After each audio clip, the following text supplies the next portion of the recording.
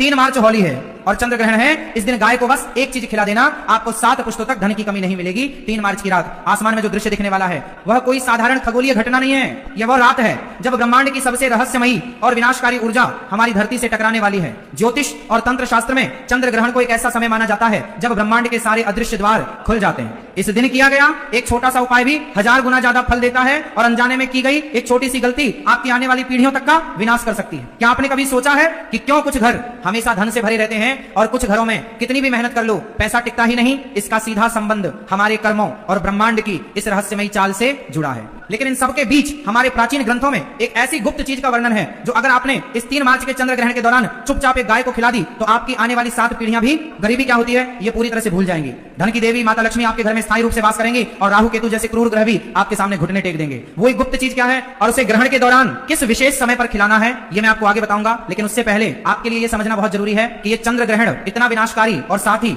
इतना चमत्कारी दोनों क्यों है। जब भी चंद्र ग्रहण लगता है तो ब्रह्मांड में एक बहुत बड़ा उथल पुथल मच जाता है। विज्ञान इसे केवल सूर्य पृथ्वी और चंद्रमा की एक सीध में आने की घटना मानता है, लेकिन हमारे ऋषि मुनियों ने हजारों साल पहले ही यह देख लिया था कि जब राहु अपनी काली छाया से चंद्रमा को ग्रसता है तो धरती पर मौजूद हर जीवित प्राणी की मानसिक और आर्थिक स्थिति पर बहुत गहरा असर पड़ता है। चंद्रमा हमारे मन का, हमारी भावनाओं का और हमारे घर में बहने वाले धन का सीधा कारक है। जब चंद्रमा ही पीढ़ा में होता है तो इंसान की सोचने समझने की शक्ति कमजोर पड़ जाती है, लोग गलत फैसले लेते हैं, घरों में बिना बात की लड़ाई झगड़े शुरू हो जाते हैं और सबसे बड़ा असर हमारे घर की तिजोरी पर पड़ता है। अब आप सोच रहे होंगे कि आखिर राहु और चंद्रमा की इस दुश्मनी का हमारे घर के पैसों से क्या लेना देना है। इसके पीछे एक बहुत बड़ी और रहस्यमयी कथा जुड़ी हुई है जो सीधे समुद्र मंथन के समय काल से आती है।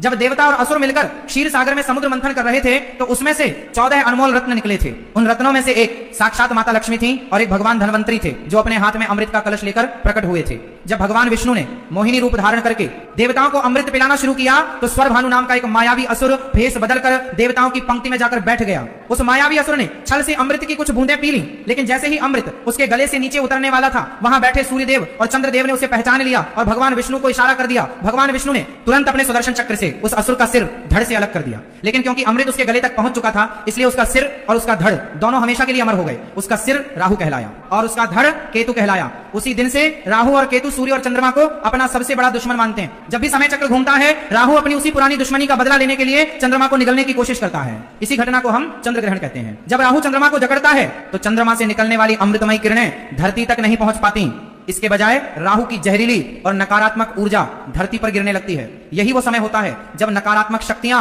सबसे ज्यादा सक्रिय हो जाती हैं। पुराने लोग आज भी कहते हैं कि ग्रहण के समय कुछ विशेष काम बिल्कुल नहीं करने चाहिए। जो लोग इस समय बिना वजह बाहर घूमते हैं या भोजन करते हैं उनके शरीर में अलक्ष्मी यानी दरिद्रता का प्रवेश बहुत आसानी से हो जाता है। दरिद्रता कोई बीमारी नहीं है बल्कि यह एक नकारात्मक ऊर्जा है जो आपके घर के वातावरण को पूरी तरह से दूषित कर देती है। जब यह ऊर्जा घर में प्रवेश करती है तो सबसे पहले आपके घर का कोई ना कोई इलेक्ट्रॉनिक सामान खराब होने लगता है, घर की दीवारों में सीलन आने लगती है, परिवार के सदस्यों में बिना बात की कड़वाहट बढ़ने लगती है और पैसा पानी की तरह बीमारियों और व्यर्थ के कामों में बहने लगता है। कई लोग अपनी पूरी जिंदगी ये समझ ही नहीं पाते कि आखिर उनके साथ ये सब क्यों हो रहा है। वे मेहनत करते हैं, रात दिन करते हैं, लेकिन फिर भी उनके सिर से कर्ज का बोझ कम होने का नाम ही नहीं लेता। ये सब उसी नकारात्मक ऊर्जा का खेल है जो कभी किसी ग्रहण काल में या किसी अशुभ समय में उनके घर में प्रवेश कर गई थी। तो क्या इस विनाशकारी ऊर्जा से बचने का कोई रास्ता नहीं है? क्या हम राहु के इस मायावी प्रभाव को रोक नहीं सकते? इसका जवाब हमारे शास्त्रों में बहुत स्पष्ट रूप से दिया गया है। जब भी ब्रह्मांड में कोई नकारात्मक शक्ति हावी होती है तो उससे बचने का सबसे बड़ा और अचूक उपाय हमारी गौ माता के पास होता है। सनातन धर्म में गाय को केवल एक पशु नहीं माना गया है बल्कि उन्हें साक्षात ब्रह्मांड का स्वरूप माना गया है। अथर्व वेद में स्पष्ट लिखा है कि गौ माता के शरीर में 33 कोटि देवी देवताओं का वास होता है।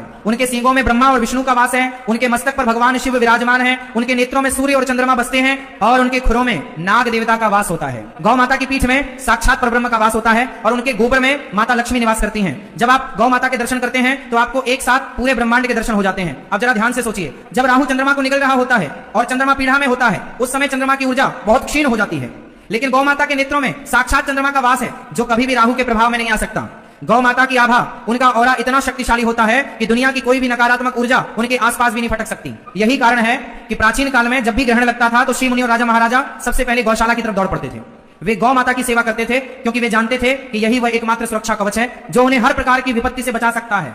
ग्रहण के समय जब राहु का प्रभाव चरम पर होता है, उस समय यदि गौ माता को एक विशेष चीज खिला दी जाए तो ब्रह्मांड की सारी सकारात्मक ऊर्जा आपके पक्ष में काम करने लगती है। गौ माता के भीतर मौजूद 33 कोटि देवता तृप्त हो जाते हैं और आपके ऊपर से हर प्रकार का ग्रह दोष, चाहे वह 7.5 हो, ढैया हो या राहु केतु की महादशा हो, सब कुछ शांत हो जाता है। अब आप जरूर सोच रहे होंगे कि आखिर वह कौन सी गुप्त चीज है जिसे इस 3 मार्च के चंद्र ग्रहण के दिन खिलाना है। ये कोई बहुत महंगी या बाजार से मिलने वाली दुर्लभ जड़ी बूटी नहीं है। ये आपके घर की रसोई में मौजूद कुछ बेहद साधारण लेकिन चमत्कारी चीजों का एक विशेष मिश्रण है जिसे खास विधि से तैयार करना होता है। लेकिन इस उपाय को करने से पहले एक बहुत बड़ी और कड़ी शर्त है जिसका पालन करना सबसे ज्यादा जरूरी है। अगर आपने इस शर्त को तोड़ दिया तो ये उपाय बिल्कुल भी काम नहीं करेगा। वह शर्त यह है कि आपको यह उपाय बिल्कुल चुपचाप करना है। चुपचाप का अर्थ है कि जब आप इस विशेष चीज को बना रहे हो और जब आप इसे गौ माता को खिलाने जा रहे हो, तब आपको किसी से भी एक शब्द नहीं बोलना है। कोई आपको पीछे से आवाज न लगाए, कोई आपसे यह न पूछे कि आप क्या कर रहे हैं या आप कहां जा रहे हैं। आपको अपने घर वालों को पहले ही बता देना है कि इस विशिष्ट समय पर वे आपको बिल्कुल भी न टोकें। तंत्र शास्त्र में मौन का बहुत बड़ा महत्व है। जब हम मौन होते हैं तो हमारी पूरी ऊर्जा हमारे इरादे और हमारे संकल्प में समा जाती है।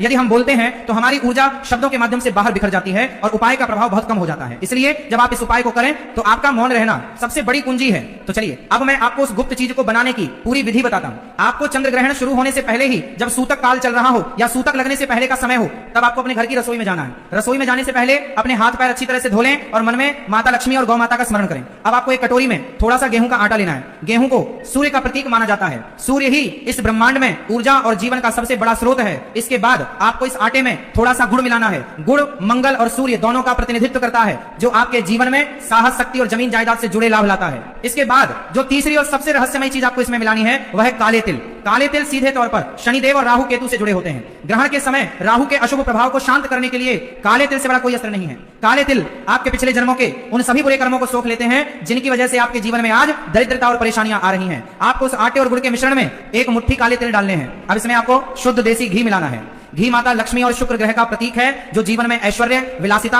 और सुख समृद्धि लाता है। अब इन सभी चीजों को थोड़ा सा पानी मिलाकर गूंथ लें और इसका एक बड़ा सा पेड़ा बना लें। ये पेड़ा कोई साधारण पेड़ा नहीं है। ये आपके जीवन की सभी समस्याओं, आपके सारे कर्जों और आपकी सारी दरिद्रता का एक प्रतीक बन चुका है। अब आती है सबसे महत्वपूर्ण बात। इस पेड़े के ठीक बीच में आपको एक साबुत लौंग छुपानी है। लौंग का फूल पूरा होना चाहिए, कहीं से भी टूटा हुआ नहीं होना चाहिए। तंत्र शास्त्र में लौंग को किसी भी ऊर्जा को बांधने या लॉक करने के लिए इस्तेमाल किया जाता है। जब आप इस पेड़े के अंदर लौंग को दबाते हैं तो आप असल में अपने घर की सारी नकारात्मक ऊर्जा, सारे और राहु की सारी बुरी नजर को उस पेड़े के अंदर कैद कर रहे होते हैं। अब आपका ये चमत्कारी पेड़ा पूरी तरह से तैयार है। इसे एक साफ प्लेट में रख लें।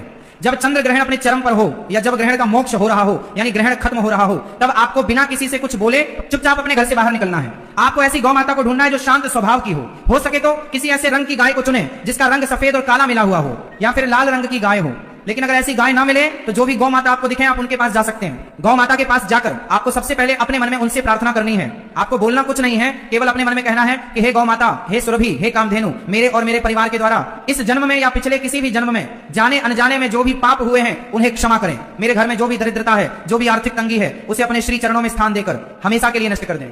राहु और केतु की जो भी बुरी छाया मेरे परिवार पर पड़ी है उसे अपनी दिव्य दृष्टि से भस्म कर दें। यह मानसिक प्रार्थना करने के बाद वह पेड़ा अपनी दाईं हथेली पर रखें और गौ माता की तरफ बढ़ा दें। जब गौ माता उस पेड़े को अपने मुख में लेंगी तो उनकी जीभ आपकी हथेली को स्पर्श करेगी। शास्त्रों के अनुसार जब गौ माता की जीभ किसी मनुष्य की हथेली को स्पर्श करती है तो उस मनुष्य की हस्तरेखाओं में मौजूद सारे दुर्भाग्य, सारे मृत्यु योग और सारे दरिद्र योग उसी क्षण मिट जाते हैं। गौ माता की जीभ में इतनी अद्भुत शुद्धिकरण शक्ति होती है कि वह आपके भाग्य के पन्नों को दोबारा लिख सकती है। जब गौ माता उस पेड़े को चबाकर खा लेंगी तो इसका अर्थ है कि उन्होंने आपके सारे कष्टों को उस लौंग के साथ चबाकर नष्ट कर दिया है और काले तिल के रूप में आपके सारे पापों को भस्म कर दिया है। पेड़ा खिलाने के बाद गौ माता की पीठ पर बहुत प्यार से अपना हाथ फेरें। उनकी पीठ पर हाथ फेरने से आपके शरीर में एक बहुत ही दिव्य और सकारात्मक ऊर्जा का संचार होगा। आपको अपने मन में एक अजीब सी शांति और हल्कापन महसूस होगा, जैसे आपके सिर से कोई बहुत बड़ा बोझ उतर गया हो। इसके बाद गौ माता के खुरों के पास की थोड़ी सी मिट्टी उठाएं और उसे अपने माथे पर लगा लें। यह मिट्टी किसी भी महंगे रत्न या ताबीज से 1000 गुना ज्यादा शक्तिशाली है। ये आपके लिए एक अभेद्य सुरक्षा कवच का काम करेगी। इसके बाद बिना पीछे मुड़कर देखे चुपचाप अपने घर वापस आ जाएं। घर आकर अपने हाथ पैर धो लें और यदि संभव हो